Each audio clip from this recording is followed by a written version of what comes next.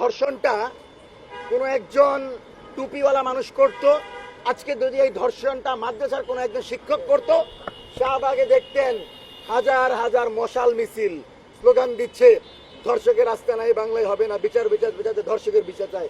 অথচ আজকে ফুটন্ত গোলাপ আমাদের শিশু রামিসা চলে গেল, কিন্তু শাহবাগে সেই সুশীলদেরকে আমরা দেখতে পাই নাই।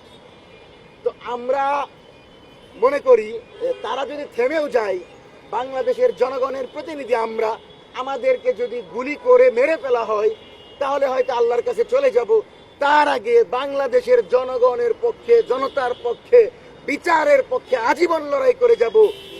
বাংলাদেশের শাহবাগ এবং সুশীল সমাজদের থেকে রাজনীতি শিখার পরিবর্তে আমরা জনগণের থেকে, জনতার থেকে রাজনীতি শিখব।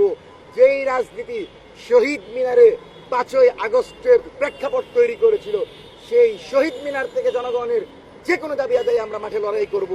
মনে রাখতে হবে, এই লড়াইয়ে আমরা